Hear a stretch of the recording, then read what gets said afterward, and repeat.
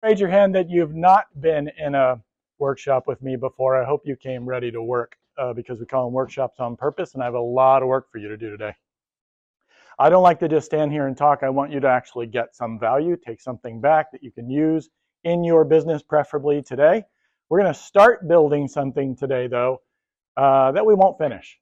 First of all, we're getting a late start. I'm hoping I can fit everything into the 3.5 hours we now have because of the traffic. But I got up this morning and thought, I can't believe it's another quarterly workshop. Where'd the quarter go? Good Lord, it seems like we were just together. But it's always fun to be with all of you because Conduit is a tribe. Jerry calls it a tribe. And we're all kind of fighting the same battles. That's the cool thing about getting in a room together with people who know what it's like to make payroll. That's the way I always like to put it. Peter Block said that without relatedness, you can't really get any real work done. And that's kind of what we're all about here, isn't it? Kind of relatedness. We're all sort of related to one another, not in family. Thank goodness Jerry's not my brother. But we're all connected. We're fighting the same battles. And I agree with this. Without relatedness, we can't get any real work done. I have said to people before, if our relationship is strong, we can tackle any problem. If our relationship is not strong, everything's a problem. So what I want to do is start there this morning. Some of you probably hate start games. I do too. But I want you to actually take out your phone. Look at that cute little guy. Take out your phone. I'm always the guy in the car going, put down your phone and drive. Now I'm telling you, take it out. And whether it's iPhone, Android, doesn't matter, go to your Photos app with all your pictures in it. And on most of them, if you touch the top of the screen, it'll scroll all the way back to the beginning. If it doesn't, just scroll yourself, get all the way back to the oldest photos on your phone. And pick one you won't mind sharing. I've got one from 2004. Was there even an iPhone in 2004? 2004. I got a pretty old photo in there. Now pick somebody next to you, preferably the person that you didn't come with that you don't already know, but that's okay if it's a person you do know. Pick somebody next to you and tell them about that photo. Whatever you're comfortable, don't overshare, please. Tell about the photo, like what was going on, what's special about that moment for you. Just tell a little story, like 5 sentences about that photo, and then switch and go the other direction, okay? Take off. Suddenly I got louder. How was that? To share something about, one, to see an old photo you probably forgot was even in your phone, but to be able to share a little bit about that with someone. How about the other side of it? What did it feel like after you've shared? How did it change the way you felt about the person next to you, especially if they're someone you don't know? Thirsty? Somebody had a picture of a beer? Bourbon. What? Somebody said something back there. Yeah. Closer. Okay. More connected. Comfortable. Isn't it interesting the feeling we get from being known? Like it's fun to get to know people, but there's a value in being known and people actually seeing us. So today we're talking about selling and the number one objective of your sales process and your business. By the way, I use process and system interchangeably. Like my brain just chooses one or the other, but I always mean the same thing. The purpose of your sales process is to make your prospective customers feel known by you. Do you get them? Do you understand why, how to help them, what their needs are? Because if you cannot connect to them in that way and someone else does, you won't get the sale, they will. So we're going to talk about this in a systematic kind of way, meaning how do we do this in a structured way that's authentic, no sales ick. You will lose to authenticity if you try sales ick. That does it in a consistent and measurable way so that as a business owner, you can know this system is actually producing the result I want. And if it's not, I can start to know where to tweak it. So we have a lot of work to do today. Now, I can tell you a good sales system is going to do these things for you. You're going to get a consistent experience for your prospects so that every one of them gets the same experience and they're going to tell their friends about that experience, right? You're going to improve your conversions. You're going to get more sales. more of the right sales. You'll get fewer bad clients because Alex is going to help us this morning get a clearer view of who the good client is so that we can identify them better. You're going to have performance data, as I said, to tell you what's working, what's not. And then we're going to find out where your bottleneck is. Surprise. Where your bottleneck is. But here's the truth. I geek out on making flowcharts and systems, and sometimes it just feels like this, doesn't it? Oh my God, now he's talking about making another system. I know I need them, but this is what I feel like when I got to make them. I don't have time for this. Here's all the stuff I hear from my clients. I don't have time right now. I'm too busy. I need to move the needle today. This won't move the needle today. How about this one? If people would just do what they're supposed to do, I wouldn't need a system. Just do what I ask you to do, and I wouldn't even need a system. Would you be willing to entertain this thought for a minute? What if part of the reason that you can't get the results out of your people that you want is that you don't actually know how to tell them to get the result that you want? What if you don't? You might disagree with me in this moment, and that's okay. But just for this morning, hold that as a consideration. How many of you do 25% or more of the sales in your business? Good portion. 50% or more. Fewer. 75% or more. Okay, so all about the same. How many of you don't do any sales at all? Okay, so we got a mixed crowd, but most of you look like you're doing some sales. The reason I ask that is if you're doing 50 or 75% or more of the sales in your business, I told you we'd find the bottleneck. It's you.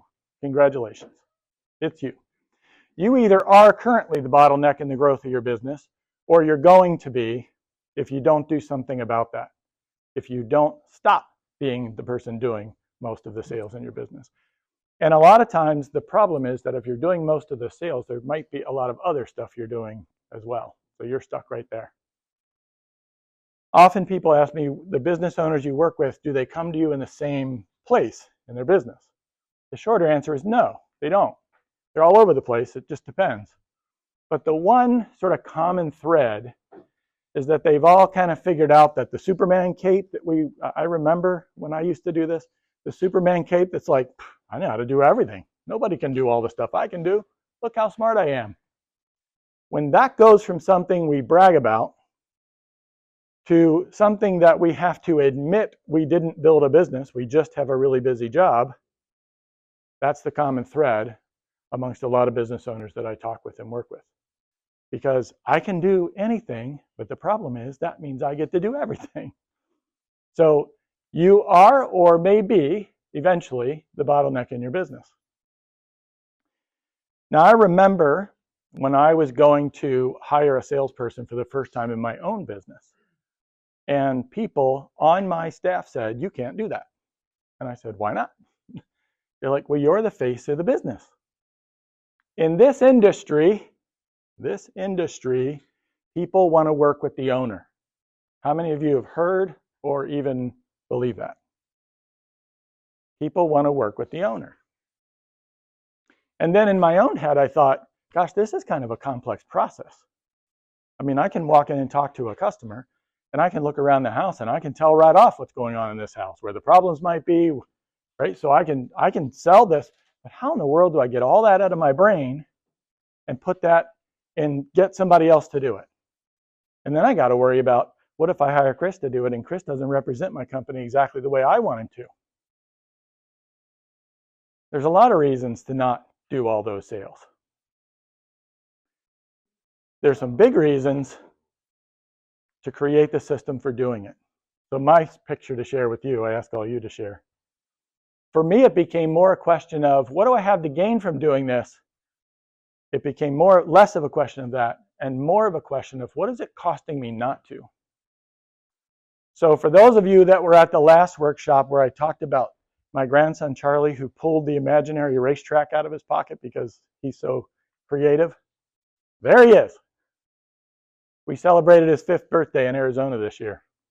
That's at the meeting room, not meat. Mead like honey mead that you drink. And no, I didn't give my 5-year-old grandson alcohols. He's having strawberry soda. Being the bottleneck in your business might hold back growth in your business, but more importantly, it literally can cost you your life. These moments like this are usually what pay the price. That's what I don't want for you. So I told you we had a lot of work to do. I'm going to touch on the client acquisition cycle because I think of your business as a series of inputs and outputs. And we want to know where in that series does this occur. Alex is going to refresh your target market with you. If you're thinking in your head, I've already done that, you cannot know too much about your market. This is how Google makes billions. They know everything you do and everything you search for. We're going to assess some risk, map your sales system, define some details, and identify the data that's going to tell you if this is all working. I told you this was going to be work. Who's already overwhelmed? Good. Client acquisition circle. Some of you may have seen this before because I know I've used this slide, but it's always a great reminder to know where is the thing I'm building? How does it fit into my business? Now today we're going to talk about sales. Alex is going to talk about what I call market intelligence. What do you know about your market? And you can't know enough. We're not really, I think Alex might touch a little bit on lead generation, kind of how market intelligence feeds into that. But then we're going to spend most of our attention today on how do I turn that lead into a loyal customer? How do I go about doing that? We're going to talk about, now, before I move forward, don't take everything you just learned or worked on with Alex and put it away. It's actually the foundation for what we're doing today. Because if we're building a sales system, we want to convert sales with people. Our first step is, who are those people? And now you know. Now you know, and that's super relevant for what's next, and that is perceived risks. So what is a perceived risk? Well, it's a perceived uncertainty that your target markets have about doing business with you. What do they find risky? And it's an individual's perception. That's why we're calling it perceived risk, not real risk. Because they perceive it, it might be real in some cases, but they perceive it as a risk, and guess what? You may not. How many of you consider doing business with you risky? Hopefully nobody's hand goes up. Ellen, you going to raise your hand? Yeah. I think going into doing anything. Yeah. Inviting anyone into your home to rip out. I mean, do you think you're risky? Not do your prospects think you're risky. You don't think you're risky because all of you know that you're going to do what you say. You don't know you're going to do what you say? Right now, in this meeting? For the most part, you don't see yourself as risky. It's hard to see yourself as risky because you're confident that you're going to do what you say you're going to do. And so when you have a thought about like what you are as a professional and you're going to design and build a project or whatever service it is that you do, this is probably sort of what you think about. Well, we're professionals. We do this right. We're going to stand behind what we do. But what if your prospects have a different view of what you might be like or what your industry might be like? And when you think about the fine people that you know their families, their kids, and they play soccer that work for you, that you trust are going to go into people's homes and be courteous and do a great job, you think of them like this, but what if your prospects have a different view of what they might be? Because their perceived risks don't come from an experience with you. Where does it come from? The last guy, or what they see on the news, or what they read about somewhere, right? I mean, look, our industry has, what's that? Water cooler. Right, what did my coworkers say about their experience with a home improvement person? So they're carrying around this idea, and they have this perceived risk that this purchase might be a bit risky. So remember, keep this persona that Alex just worked with you on in mind, and we're going to think about the perceived risk that they have. Now this is hard because you got to get in their heads, not yours. And there's basically 5, you can probably find more, but there's basically 5 categories of perceived risk. Function Is this thing actually going to work? Am I going to get out of it? Is it going to perform the way it's supposed to perform? If Mike comes and does my roof, is it going to leak? Is it going to last? Is it going to blow off the next time there's a storm that blows through, right? Functional risk. Will it do what I say? Will Chris get the job done on time like he promised? Is it going to function? Social is, what are the social ramifications of making the wrong choice? Now, you might not think that this applies to your business, but what if Mike and I, or Chris and I are friends, and Chris gets duped by a contractor, and I go, Chris, how dumb can you be? That's social risk. There is a social risk to making the wrong choice. Financial is pretty straightforward, right? Is this going to cost me in our business and in our industry? A lot of times it's, are there going to be change orders that I didn't know about? Financial can also be, is this really going to cost what you said? And are you going to help me spend my money wisely? If I go to Morgan and say I need a new roof, but I don't know anything about roofing, are you going to help me spend my money in a way where it won't get wasted? Am I going to lose money somehow in this deal? You probably don't think of yourself as a physical risk, right? You're not hurting people. But somebody said a minute ago something about having the keys to someone's home. Like those of you who do the work that way, I know, Rick, we've talked about this. You literally get the keys to people's houses and then run strangers through the house for weeks or months, right? All these strangers show up and they're like, oh my God, is this safe for my wife and kids to be home? Or I'm going to have Rick put an addition on my house and a bunch of equipment's going to show up. Is it safe for my kids to be there playing? So physical risks are real.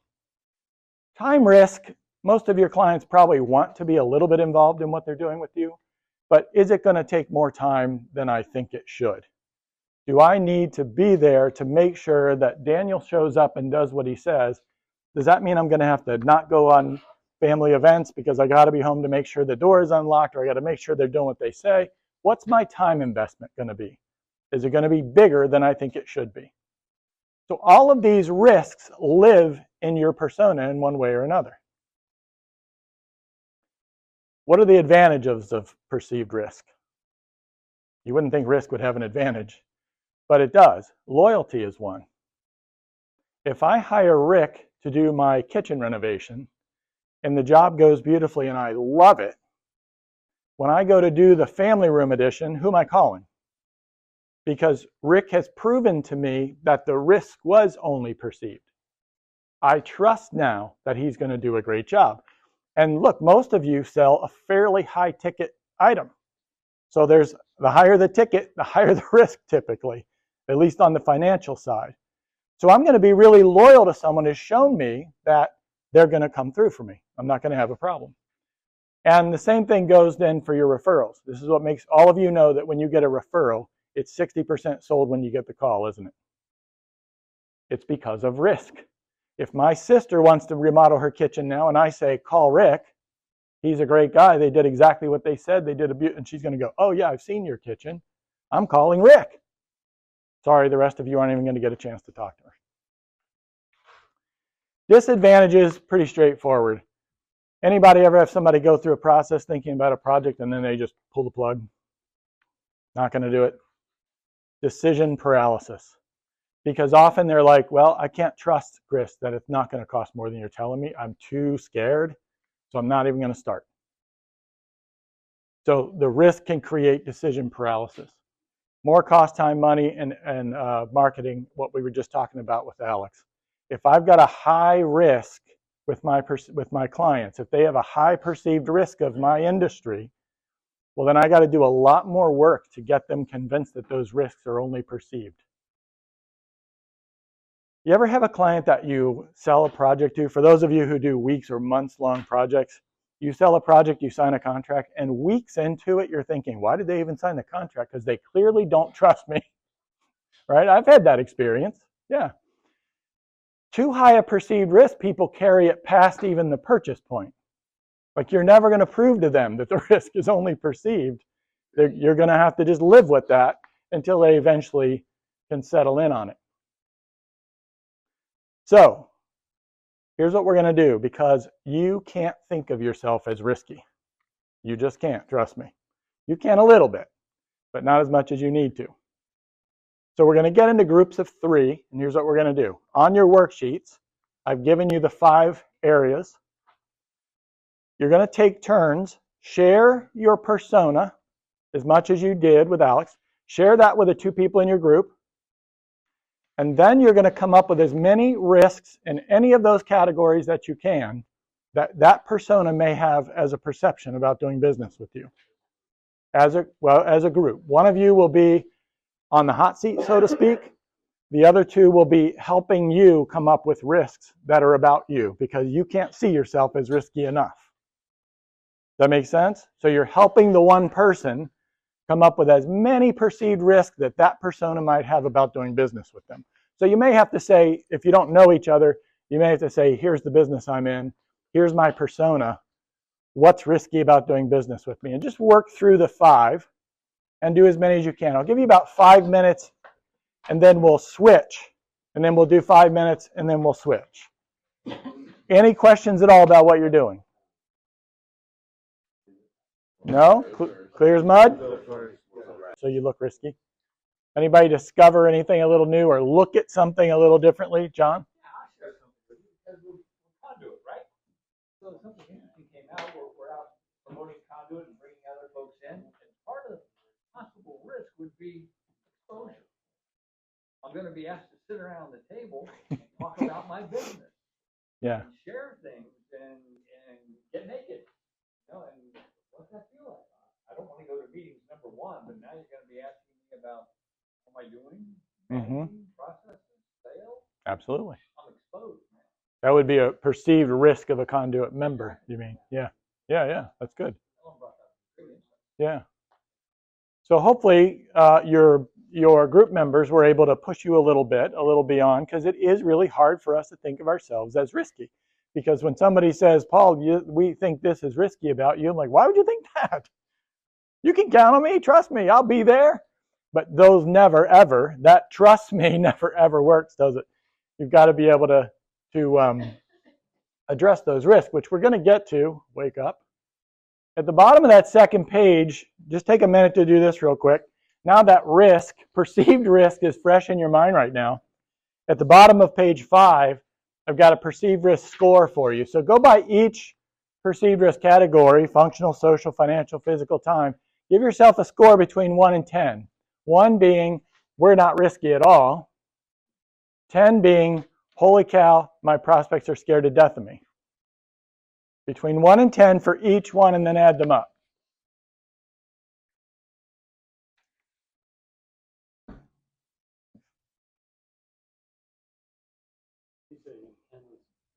Ten is very risky. 1 is not very risky at all. If you think it's a 0, you can put a 0. But I think everybody has some perceived risks in every category. You can have these perceived risks if you're buying a cheeseburger.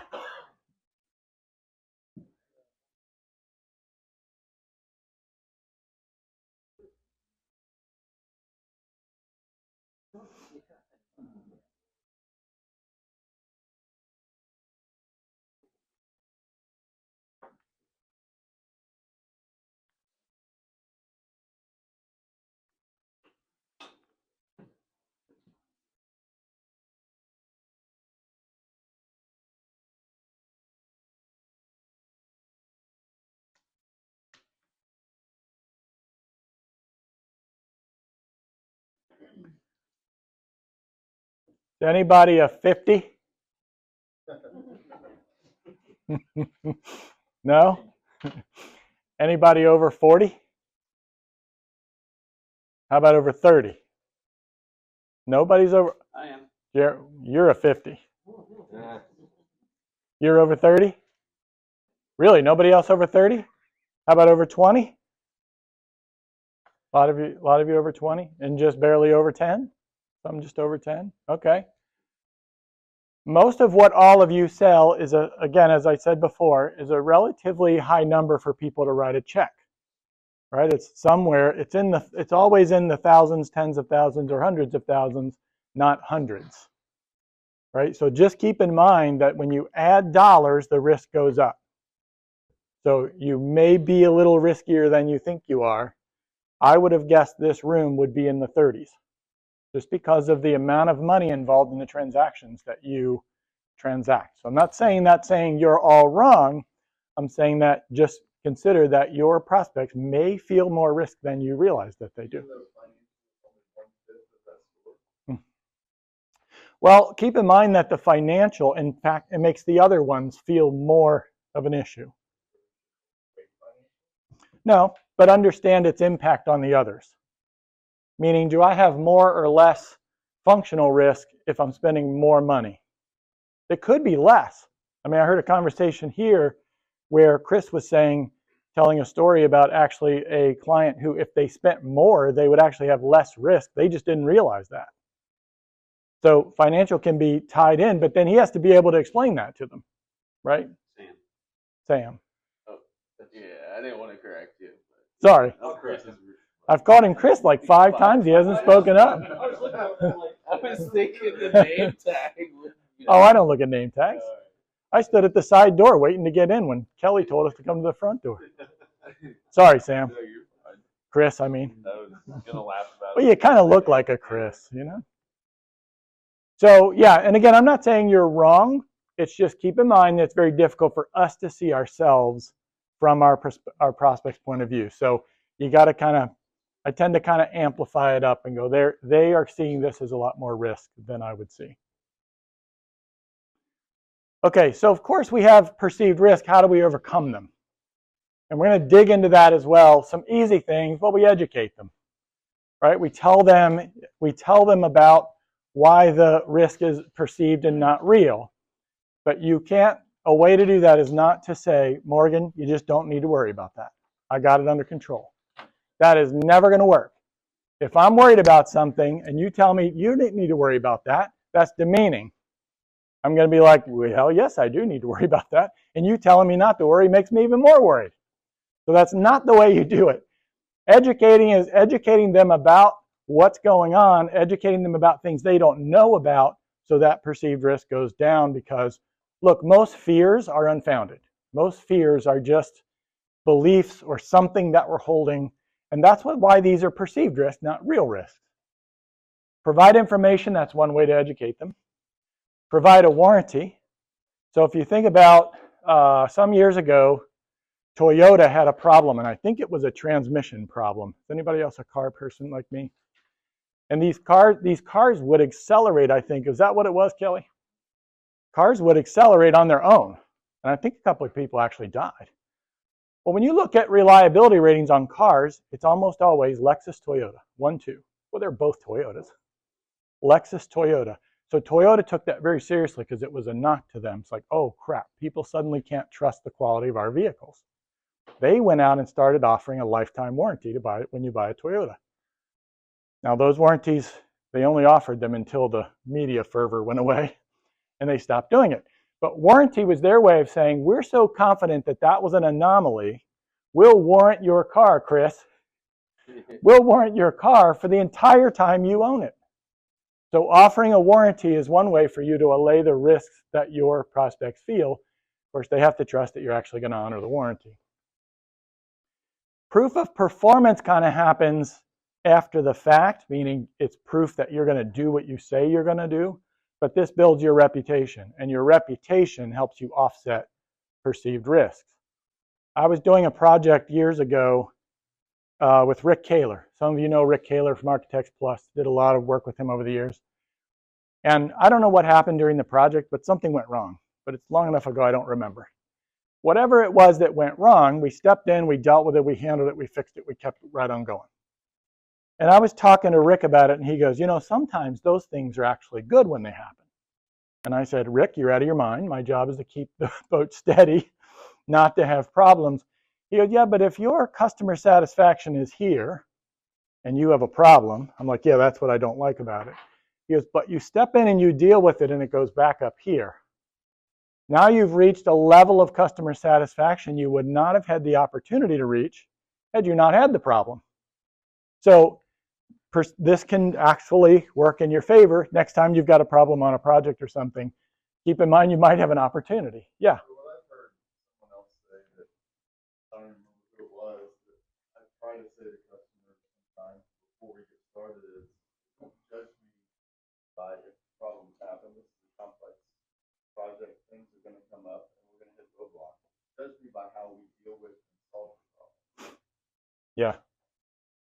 I think there is something, I think there's something disarming and authentic. And I heard this years and years ago for the first time from John Dahlman. When I was a much younger person who thought I could hide all the mistakes I made, then you realize you can't do that. But he would do that. He would tell his customers up front, look, we're going to make a mistake along the way. And when we do, we'll fix it. So try not to wig out if we make a mistake, because we know we're going to, we're human, and we're going to take care of it. You probably get one shot at that then. Meaning if you do something wrong and you don't fix it, well, now they don't trust you anymore. So you got to follow through on it. Yang, there won't be any problems. This is going to go perfectly. There won't be any problems. Yeah, or give that impression. Right. Exactly.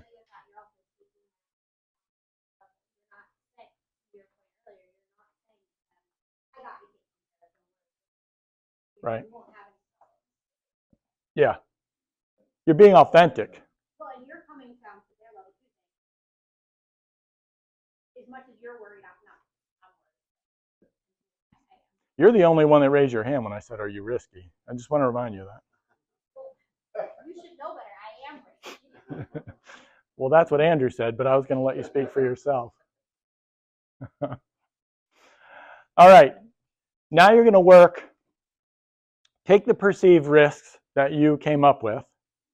Circle 1 to 5 of the ones in order of impact to your prospective buyers. What's the one that impacts them the most? And then kind of go 2, 3, 4, 5, or 2, 3. 3 is fine. You don't have more than 3. Just put them in order. What's the most impactful perceived risk for them? And then what's the next and what's the next? Just kind of identify those and circle them.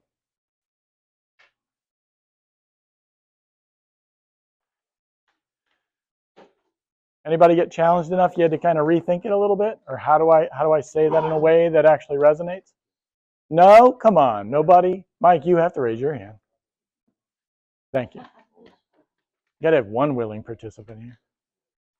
So your group didn't do a very good job then, did they? So maybe you should switch groups next time. If they didn't poke enough holes in your explanations. One of the downsides of being in an industry group like this is we believe each other's stuff too. So it's hard to put yourself in that sort of doubtful kind of mindset. Because I don't know Mike well, but I know him enough to think that he's gonna do what he says he's gonna do. So it would be even difficult for me to challenge him and say, well, I don't believe you're gonna do that, Mike.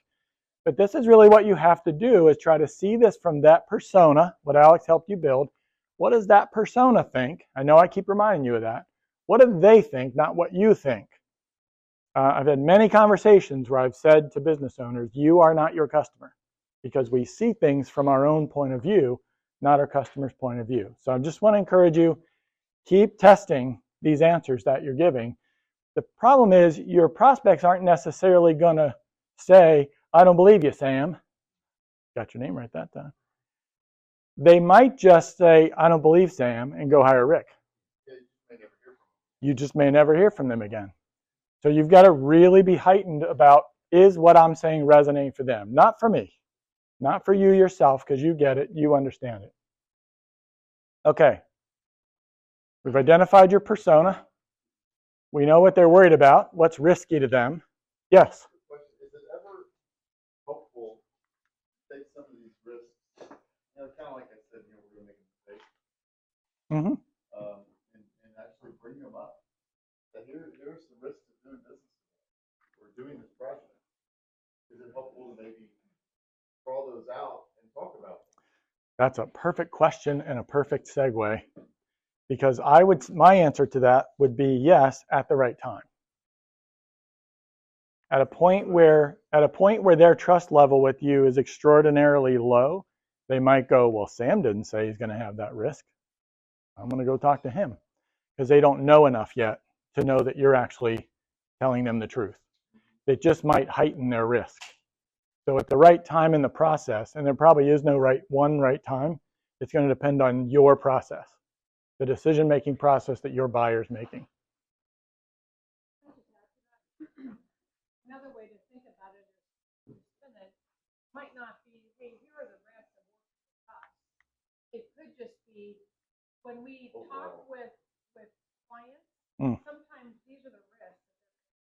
Mm-hmm. And this is how we address them. In my opinion, and Yes. the more transparent we can be, and the more empathetic to the Paul's point Mm-hmm. of where that person comes from and automatically and raising those up Yep. and acknowledging we understand that there's a risk. Mm-hmm. Here's how we do it. Mm-hmm. That's upping your game on you thought through all the risks. 100%. And then what Kelly's saying is then, and I think you said this as well, you're not hiding from them. Right. You're not hiding from them. It's still a right timing place. But I still remember our sales conversation. If you remember one of our workshops earlier in the year, we talked about selling your value. So being able to sell what you deliver, not the things you do. So now we're into the land of what about these sales conversations, which we'll see in just a minute. But I can remember our sales script was, hey, let me tell you about how we do things. We realize that the industry has a black eye, that things don't get done on time, they don't get done on budget, and people don't do what they say they're going to do, right? So here's what we've done to address that. So it's like, put it right out there. That's Kelly's point, I think. Put out there, this is industry-wide. Now, I never wanted to say, the guys at Creative do this crap, right? I don't want to badmouth my competitors. But if you say it as an industry-wide thing, we know the industry has a black eye in these areas. And so we do things this way to address those risks that we know you have, but you're probably not telling us. How many prospects have you ever gone to see and you walk in and sit down and they go, now, Rick, I don't believe that you're going to do it for what you say, when you say, and your people are probably going to traipse mud through my house, aren't they? They don't actually say that. It would be a gift if they would, because then you could talk about it. But they're not going to say that, but they're thinking it. They are absolutely thinking it. So you have to, putting it out on the table, I think, is a great approach to do that. Now, what you brought up, though, is actually really relevant to what's called the purchase decision chain. Everybody who makes a purchase, you all do this, I do this, regardless of how big or small purchase, you go through this really quickly because the risk is super low. Bigger purchase, you go through this a little more intentional. So purchase motivation is why I have a motivation to buy a thing. Now, why do you think it would be super helpful to know what motivates your buyers to buy?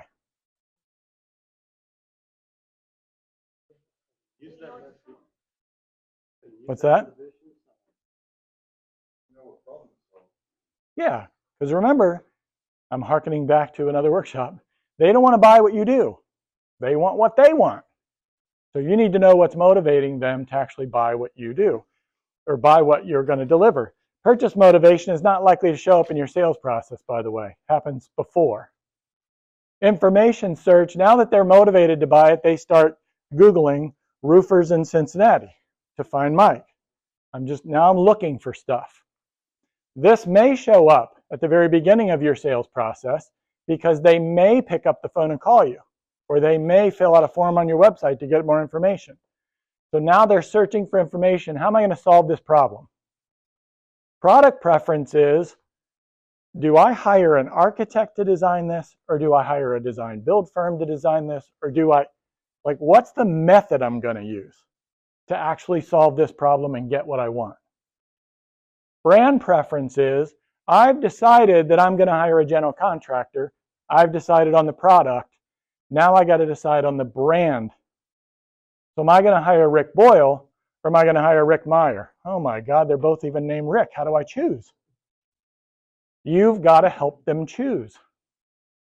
So you have to know what decision they're trying to make so that you can help them make that decision. Brand preference, I'm choosing the brand that I'm going to use. Purchase transaction, people overlook this too much.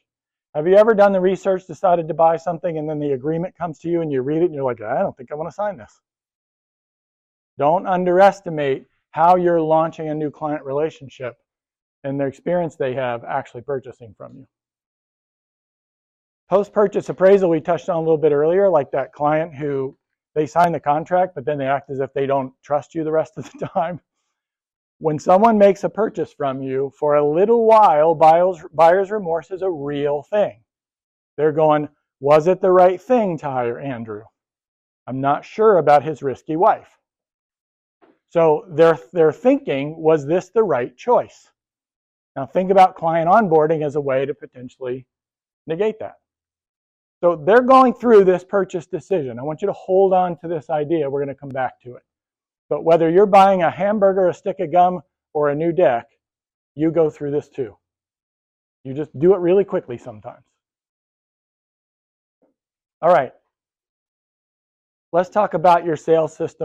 That is sales, right? We're converting someone who's interested into someone who's now bought from us. They've actually signed a contract. They're giving us money.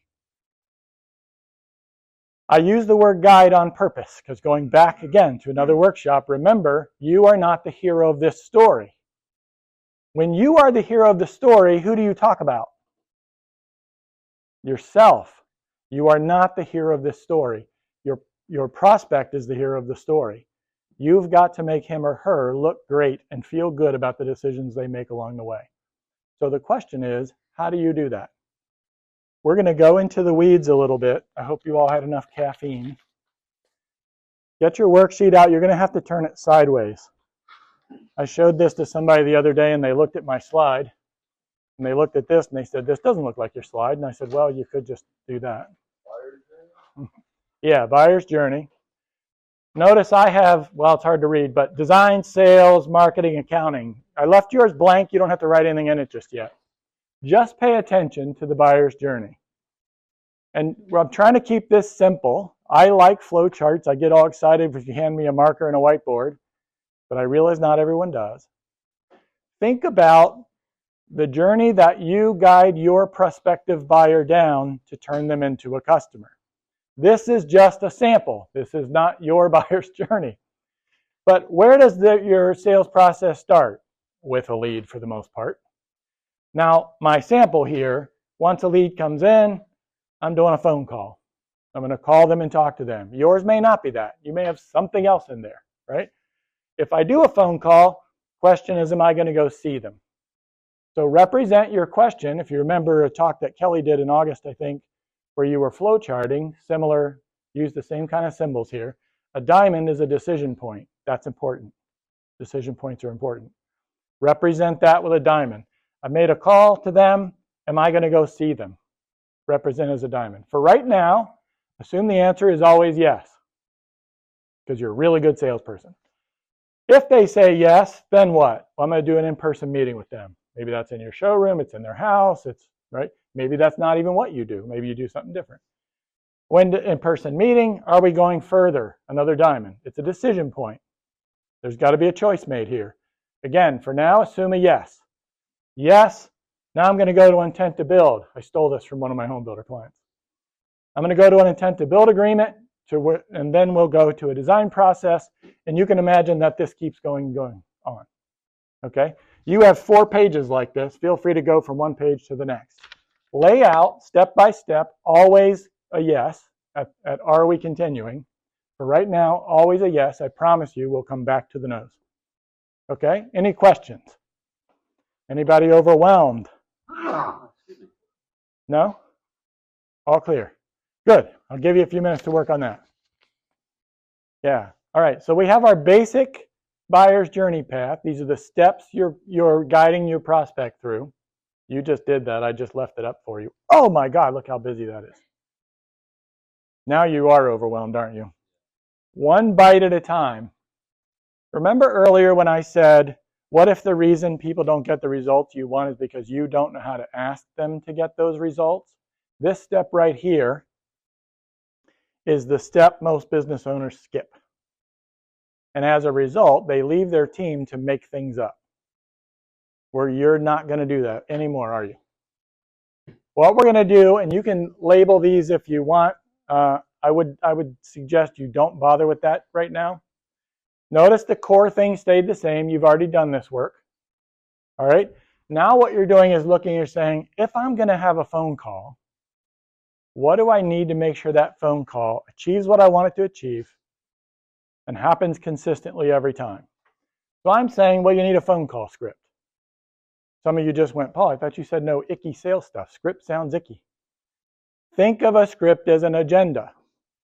Because here's the thing. Communication and conversation are not the same thing. Communication exchanges information in an intentional way. Conversation is the bullcrap session Mike and I have over a beer around a campfire that isn't actually meant to accomplish anything except enjoying one another's company. Right? So, different. When we're going to have a sales call with a prospect, we want that to actually accomplish something. So we have to make a plan for what that's going to accomplish. And this is true whether you're doing it or you're hiring someone else to do it. But good luck hiring someone else to do it and getting the same results you get if you don't tell them how. So all you're doing right now for this exercise, all you're doing right now is identifying those things. So if I'm having a phone call, I got to have a phone call script. Remember our decision point? I said, yes, we're going to go here, but what if it's no? Well, then I got to off-ramp them. What does off-ramp mean? Don't worry about that yet. You're just identifying that you've got it. There's something that has to happen. And there's a third choice. What if there's another option? Mike, I'm not ready to do the roof now, but maybe next spring. So there's a follow-up option. Mike might say, well, if I get this answer, now I put them in a follow-up queue so that we follow up with them later. Isn't there also follow-up into a decision? It could be. Depends on your process. Yeah. Yeah, absolutely. That might happen, in there. My sample is just to get you going. But you're just identifying, what do I need? Don't overthink it. Don't worry about, creating it. Just, I need a follow-up process. Maybe I need an off-ramp process. Don't worry about what an off-ramp process is yet. You just know it has to happen. If there's an in-person meeting, well, I need an in-person meeting process. Maybe that's a script. Maybe it's a checklist, a measure sheet, right? It's something that says, how am I going to make that meeting accomplish what I want it to accomplish? I'm going to communicate, not just have a conversation. Because the salesperson who communicates is going to win, and if you just shoot the bull with your prospects, you're not going to win. They might think you're a nice guy or gal, but you're probably not going to sell much to them. So just keep right on going down your worksheet. Yes, Kelly. Well, if I could just ask you a question, so identify talking current state or what we think, how we think our business should. Great question. I didn't touch on that because I don't care which of those two you do for this exercise. So do whichever you like. When I go through this with clients, I usually establish, what are you doing now? And then we begin poking holes in that to see, because as you lay it out, you start to figure out, like somebody said, what if there's a follow-up process in between there? Well, you'll start discovering that to figure out what would I like it to be. So great question. For this exercise, I don't think it matters. It doesn't matter to me. Do what you're doing now or do what you think you should do. When you lay it out the way you're doing it now, it's pretty common to discover, I should change the way I do that. That's the value in laying out your current state, is you'll just start to discover, now I see where people fall through the cracks because I don't actually have a follow-up process. When I think about all the money, time, and energy that goes into generating leads, every time I get to this with a client and see how weak all this is, I'm like, oh my God, are you wasting a ton of money and time? Because leads come in and then they just fall out somewhere. Don't be that. This is what we're trying to do, is maximize the use of every lead that you get. But right now, just identify what are the systems, the processes that would need to exist along this route to support moving my prospect down that path. Often it helps to think about it in the context of you not doing it, because all of you are what Jerry often calls unconsciously competent. You might think, I don't need that. I know how to talk to prospects. That's right. If you hire somebody to do it, they're not you anymore. I had a client the other day say something about, I think I'll focus on production and get me a salesperson who can go schmooze my clients. I said, I don't think focusing on production is a bad idea, but could you get rid of the word schmooze? That's not going to work for me very well. Right? Schmooze is communication, is not communication. It might be conversation, but it's not communication. And mostly it's insulting to people.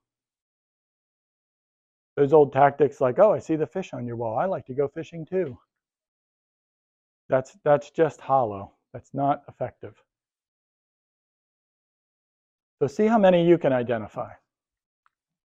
In chain. And I said your sales system's job is to guide people through making those decisions. What I want you to try to do now, yours can be a lot more messy than my computer did it. Identify which step in the decision chain are they in at different steps in your sales process. I don't see too many blank stares. Does that make sense? So you're saying, because, why do you think it'd be important again to know which step they're in? You know what decision they're trying to make. So information search, as I said, might happen. If they're over 40, they might pick the phone up and call you. I can be texting my kids and I text them and I swear 3 seconds later I call, they don't answer. I'm like, what is wrong with you? It's a generational thing. Dad, why are you calling me? Just text me. Because I'd like to hear your voice. So where in your process that you've laid out are these decision chains sections happening? This may not happen in yours, information search, but it probably does to some degree. Where they're searching for information, they make initial contact with you. Then where are they choosing the product they're going to use? Where are they choosing the brand? Like where are they choosing you over someone else who does what you do? That would be their brand choice.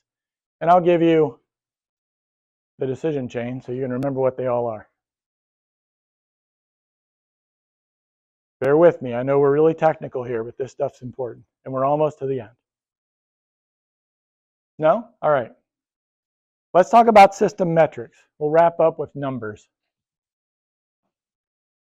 One of the other advantages to consistency, what Kelly just brought up about consistency, is that when you systematically do the same thing over and over again, you can now measure the results of that thing that you're doing to understand, is it actually working?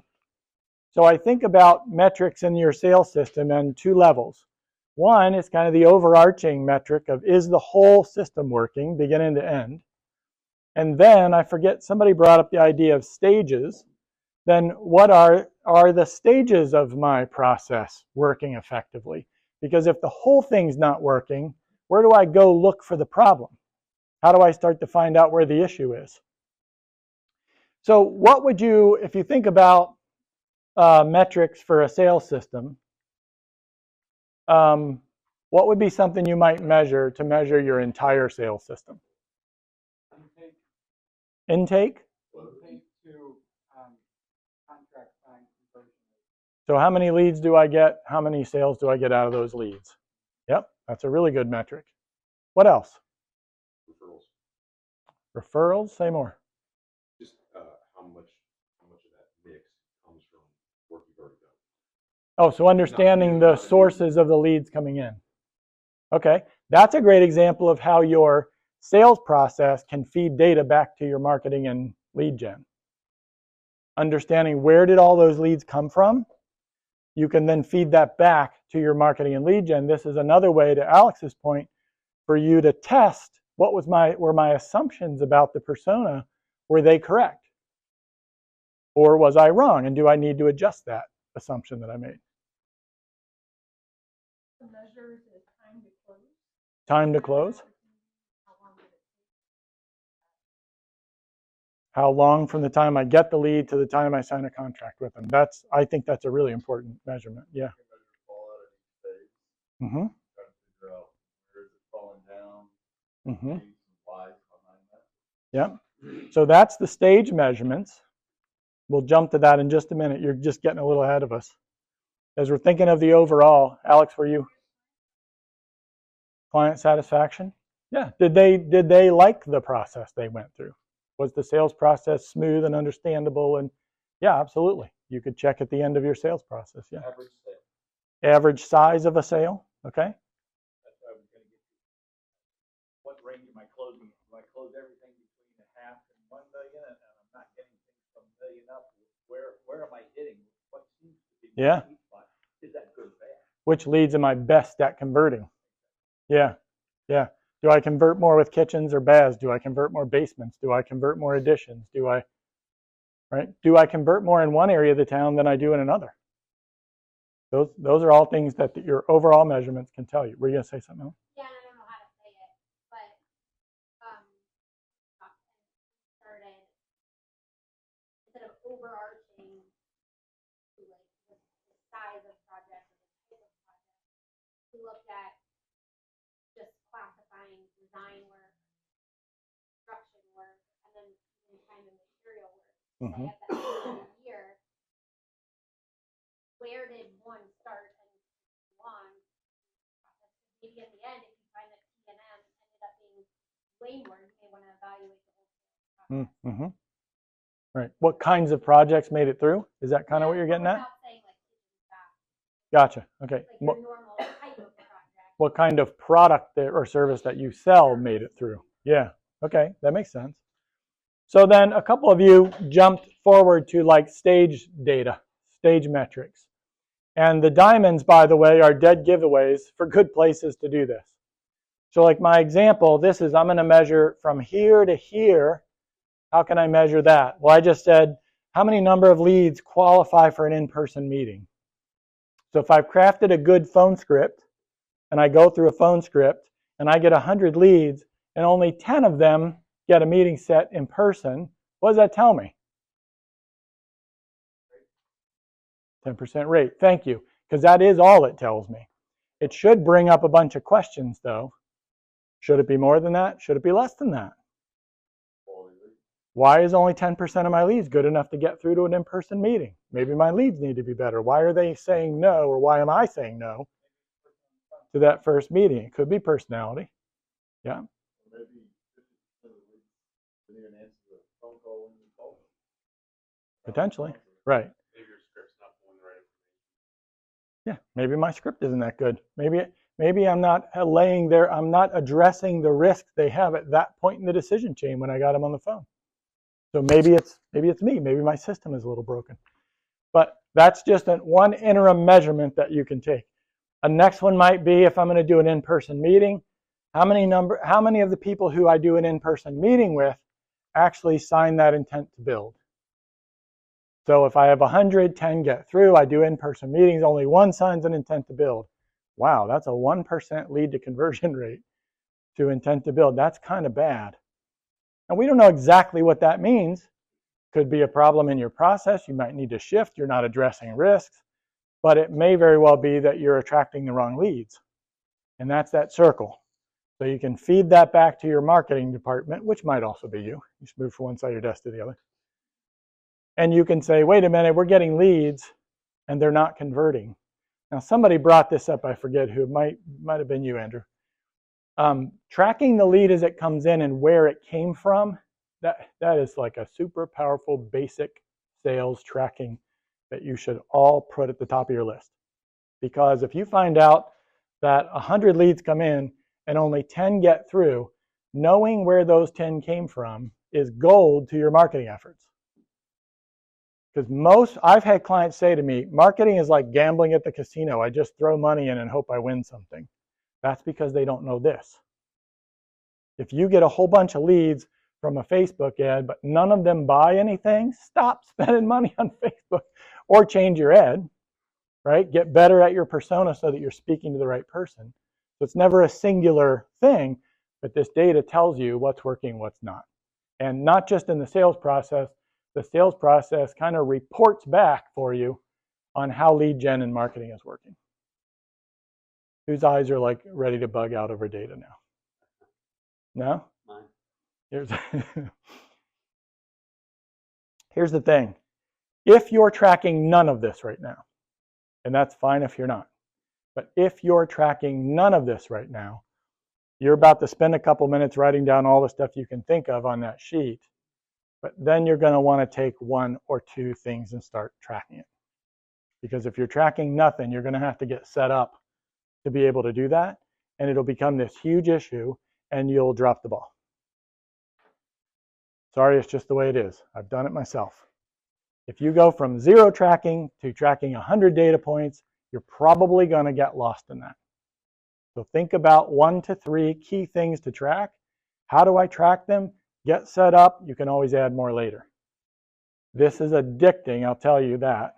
You start tracking data, you start seeing the gold and the information it gives you, and suddenly you're building like elaborate reports and people have to pry you out of your office. I was just even say, like part of the mastermind group, if you talk about, like years ago, we didn't have lead intake. So you would be at a client's house after they signed the contract and you find out why. We know who you're talking to. We know what they're worried about. We know what you're going to say to them to overcome the risks. You know where they are in their purchase decision chain. You know what your workflow is. You've got a list of systems now. We didn't dive into it, but you now have a list of systems that you can create to support that client journey along that process. And you've got some ideas or thoughts about tracking that data. Having the system in place enables you to actually track that data. Without it, your data is not really going to mean a whole lot anyway, because you won't have a consistent experience. You've all seen this slide because I've used it before. You took 4 hours out of your day to be here today. Don't let this be the end of it. Get out your calendar, whatever you got to do. All those systems you discovered today that you need to create for your sales system, just start. I know it can be overwhelming. Just start. Think about creating 1 a week. If you make 1 a week, I mean, you saw that flow chart. There might be 25 of them, but still, 1 a week, you're going to be moving towards a much better process in the future. This stuff won't do itself. So you're not going to plow a field thinking about plowing the field. It's not going to happen. Any questions before I let Jerry actually talk again? I know that can be dangerous. Any questions or thoughts, insights, takeaways? Yeah, Dakota. Is there, similar to what Alex showed us, are there any resources that you reference often that would be helpful for us for learning? Like if you ever are thinking through this with somebody like, oh, I need to remember, are there sources of For something in particular or sales process? Sales process is actually, until we get down into the level of creating those conversations and those meeting agenda and all that, a sales process really is the same as building any other process. It's about going through the work of identifying all the steps. So if you want to go, going back to, I think it was our August speaker series where we talked about flowcharting and documenting a system, that's a fundamental skill that the better you get at that, the more likely you are to go back to that as the solution. How do you solve problems? Do you solve them like a roofer, carpenter, painter, excavator, whatever you are? Do you solve business problems from that mindset? Or do you solve your business problems from a system owner or a business owner mindset? One is getting up and getting projects done. One is getting up and building a business that gets projects done. You see the difference? Sounds like semantics, but it's a huge difference, and a huge difference in the way you think about solving problems. So keep working on fundamentally how are you at creating a systematic approach to solving these problems, and then we can fill in the gaps, right? If you need to know how to have a sales conversation, you can probably kind of see, if we look back on the year, how the speaker series, these workshops, all kind of were giving you building blocks to do these things. So that, we did a workshop before about having those sales conversations, how to craft them. Those are the building blocks you're going to take to actually create some of these sales conversations. Here's the other thing. I'm assuming all of you are in a mastermind group. If you're not, get in one. Because any questions, any systems that you're taking away that you're like, man, I don't know how to craft a phone call sales script. I bet somebody in your group does. I bet everybody in your group could help you. So take these things away from these workshops, take them into your mastermind group. That's your little pseudo board of directors. That's your team that's all rooting for you to help you win. Get them to help you. Go into your mastermind group, say, I need to make a system for X. Can you guys help me think through that? you'll walk away with something good. I found that you can also use AI for that. Mm-hmm. On the ChatGPT and say, create a spreadsheet, put all your information, what you're trying to build, Mm-hmm. and it'll give you a really good start with that. Right. Right. That's a little dangerous in my opinion. I'm not anti-AI. I would just say, go back to what Alex said, be sure to read it and personalize it. Because I would never trust ChatGPT to craft a sales conversation for me. Because boy, there's a lot of opinions out there about what good sales is. Most of them to me are hokey. I want you to be an authentic, real person because that's what your prospects want you to be. But yeah, you're right. There's a lot of those that can speed it up. I think of AI as like a brainstorming partner. That's the way I approach it when I use it. Like I'm just brainstorming, and it's because it just invariably brings up things I hadn't thought of. And it's either that or call Jerry and. All right. 24/7. No, before 7. Oh, before 7:00 p.m. Yeah. Yeah. Or around 3 a.m. Right. All right. You have any closing thoughts? What's next? Do you have some dates for what's up next? I know we have a December. Go ahead. Yeah. It's all you. Kelly, are you going to? Okay. Let's thank Paul and Alex, of course.